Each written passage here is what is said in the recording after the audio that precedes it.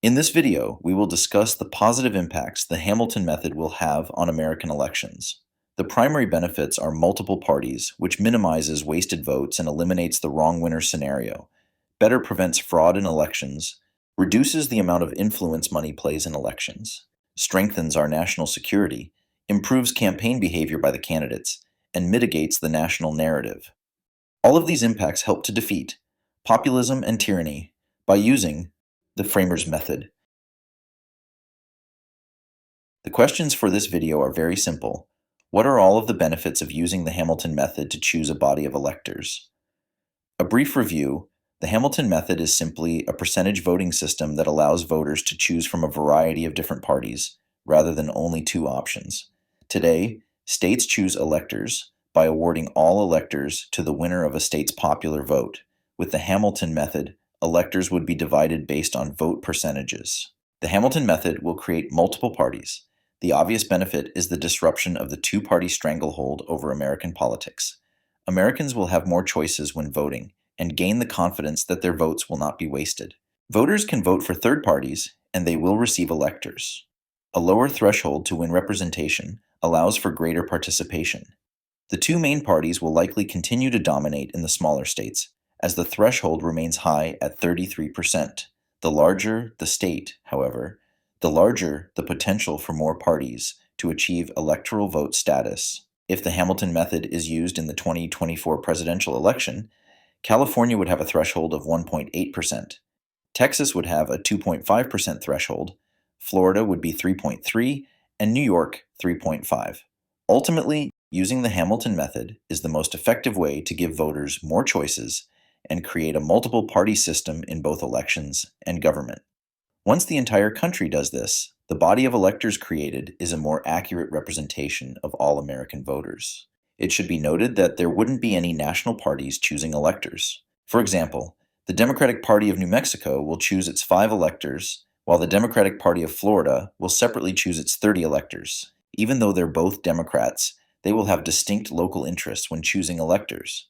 Ultimately, this means the Hamilton method will create hundreds of different parties. The Hamilton method will result in a sharp reduction of wasted votes. The definition of wasted votes is when votes do not count towards representation. Wasted votes come in two forms.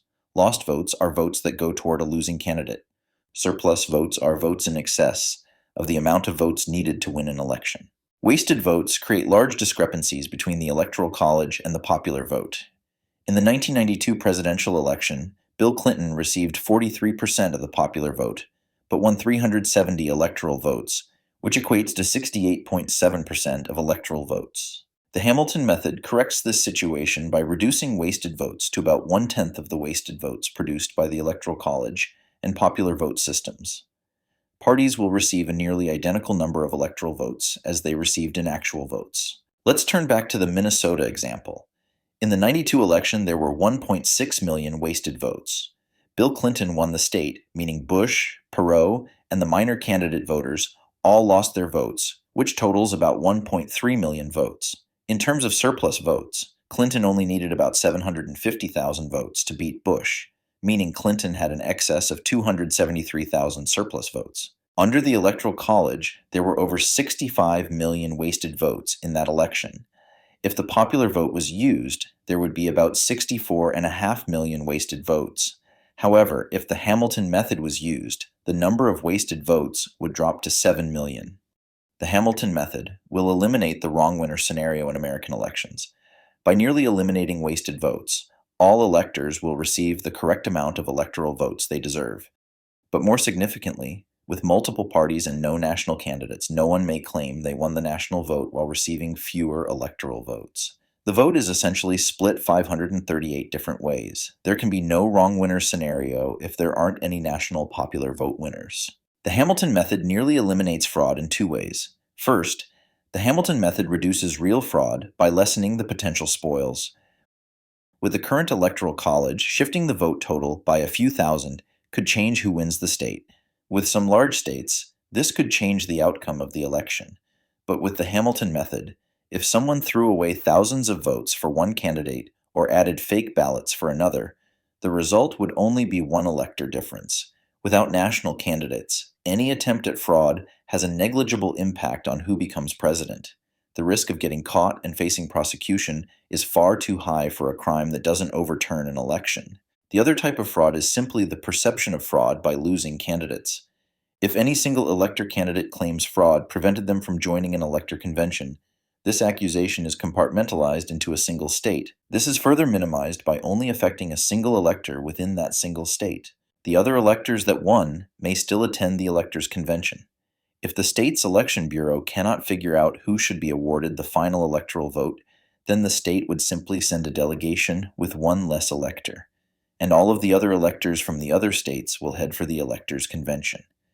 With the Hamilton method, no state or single elector can prevent the democratic process or cast doubt on the legitimacy of the election. As we have seen in the 2000, 2016, and 2020 elections, roughly half of the country views the person sitting in the White House as illegitimate. Right or wrong, this rejection of a sitting president by large segments of the population are the seeds of civil disorder, or worse.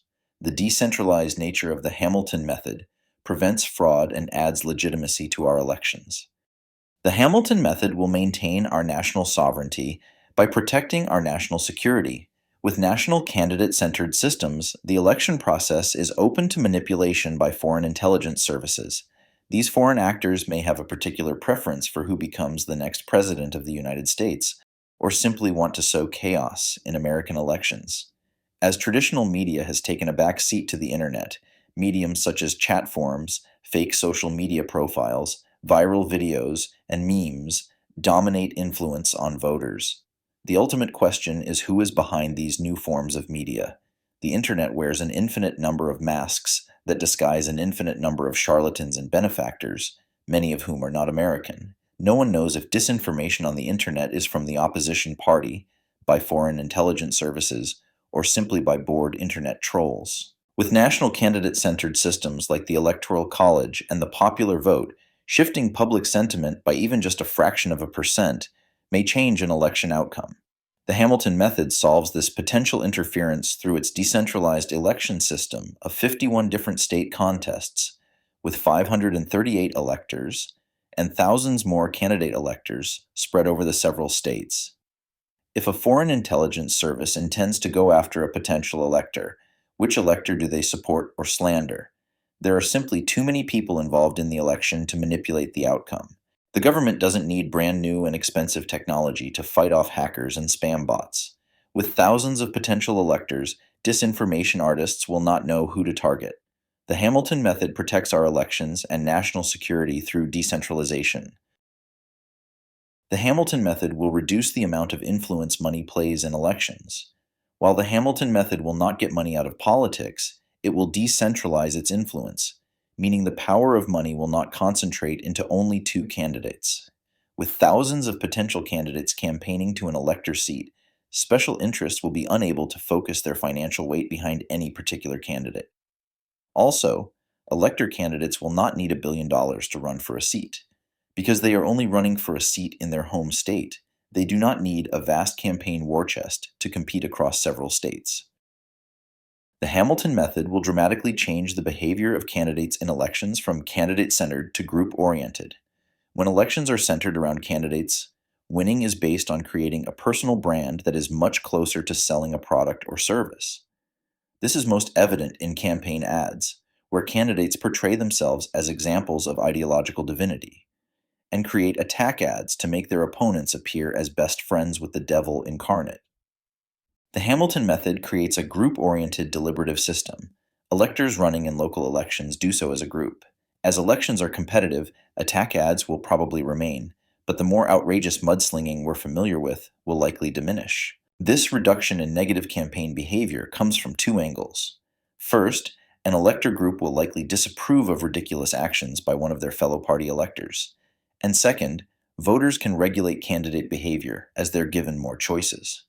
Mudslinging is frowned upon by voters and under the Hamilton method may have actual consequences. If the Democratic Party candidates get too slanderous, voters will have the option to vote for other liberal-leaning parties. The Hamilton method will help break up the never-ending battle over the national narrative. The national narrative creates two teams of voters throughout the country. which has led to extreme partisanship and civil disorder in recent elections. Partisans and protesters have taken to the streets with pitched battles in an attempt to settle their political differences. National majoritarian politics forces the country into only two options. The good team must triumph over the bad team. With only two parties, the presidential candidates for each party decide the national narrative, and their camps follow their talking points. This concentrated power of one person dictating the national narrative for an entire party is a serious problem as it places too much power in a single person's hands. The framers dreaded concentrated power in the hands of a single person. When the framers debated the Electoral College, they referred to them as designing men. These tyrannically minded candidates can woo the masses with simplistic oratory skills, or mislead them with disinformation. The French author Gustave Le Bon wrote a book on crowd manipulation titled The Crowd, A Study of the Popular Mind. He writes on well-observed situations when people gather into groups resulting in the loss of their individual thinking abilities, which gives way to crowd behavior. These men of design have the skills to exploit crowd behavior and create a servile flock that is incapable of ever doing without a master. Designing men tend to be people of action, which attracts the masses frustrated with political stagnation. They avoid situations of compromise, and in relation to the crowd, create easily repeatable rhetoric immune to reasoning. Knowing what these populist demagogues were capable of, the framers were very hesitant to support election by the people. The Hamilton method prevents designing men from capturing the attention of the whole electorate by eliminating national elections, and instead dividing elections throughout the several states. If there was a tyrannically minded candidate in one state, their charged political rhetoric would have minimal influence on voters in other states. Voters in different states would have different electors to choose from and not be forced to vote for a candidate simply because they are the only option. The Hamilton method gives the United States and American voters the tools needed to express their political interests, as well as defeat populism and tyranny. However, the Hamilton method is only the first step in the process. After the Hamilton method builds a body of electors, they will be sent to meet at the seat of government. Once gathered at an electors' convention, electors will use deliberation to choose the next president of the United States. Thanks again for watching the Framers Method. If you want to support this channel, please like and subscribe on our social media platforms, and consider supporting this channel on your preferred membership platform, all of which can be found on the website at framersmethod.com.